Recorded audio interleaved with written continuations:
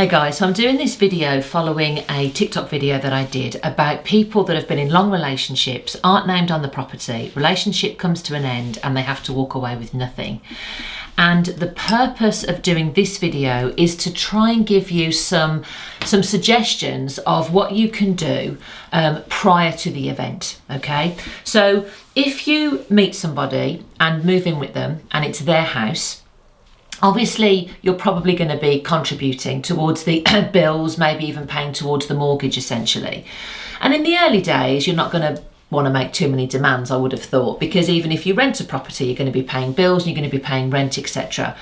But for those of you that find the relationship moves on, and particularly for the females, the women that then maybe have children with that person, and they are then, or the couple then decide that the female will stay at home and look after those children, the thing that you've got to then remember is, well, you've given up your income, you've given up your pension contributions, you are out of the employment market now, so you are not keeping yourself up to date with things that are happening in your industry or your career. A lot of women are taking a career break in order to have their children. It's only fair that whilst you're no longer making a financial contribution and you're not named on the property, that if that relationship breaks down, that you actually walk away with something, okay? So what can you do? I would be suggesting that if you get pregnant, that is what we would refer to as a significant change in circumstances. So I'd be sitting down with your partner and saying, look, we both want to have children. I'm now pregnant. We're both in agreement that I'm going to stay at home with the child and look after the child, but I need some security for my future. Because I'm not out there working and perhaps getting my own mortgage and we're living in your property, I need some security.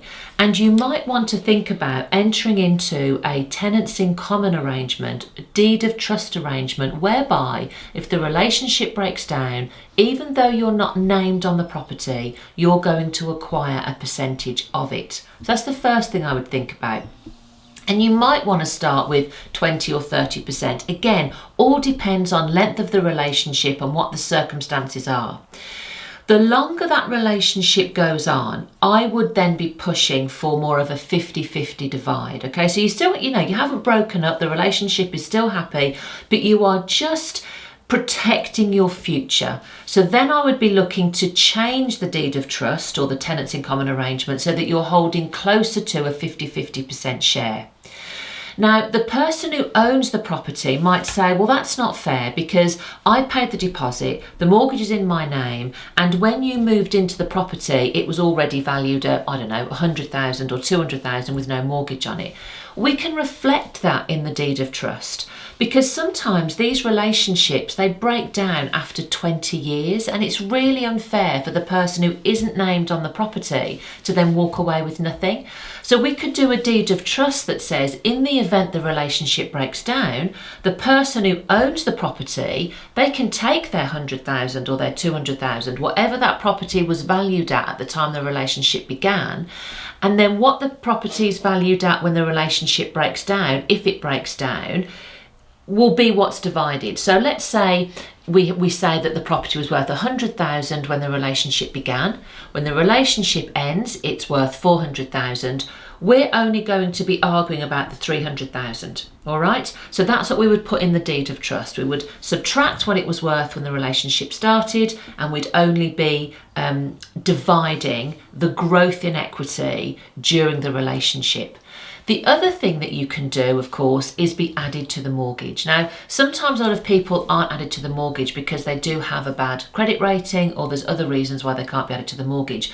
But speak to a financial advisor because sometimes even with a poor credit rating, you can still get a mortgage. If your credit rating is bad, work on improving that credit rating. I'm talking about relationships that break up after maybe 15, 20 years. You can repair a credit rating in 2, 3, 4, 5 years, all right? or, you know, and obviously that depends on the circumstances, but maybe look at repairing your credit rating with a view to then getting on the mortgage and holding it as joint tenants.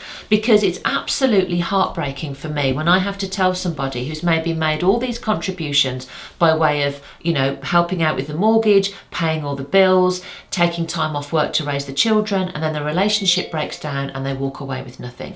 So if you're watching this video and you're in that situation where the relationship hasn't broken down, but you're not married and you're living in a property that isn't in your name, have a think about some things that you can do. Deed of trust, tenants in common, getting on the mortgage, fixing your credit rating. I suppose marriage is another option, but that doesn't suit everybody. But some of the things you can do to put you in a much stronger position financially should the relationship break down. Just remembered actually, I also said in my TikTok video that there is something you can do after the event, and what that is, well, it applies if you have children only.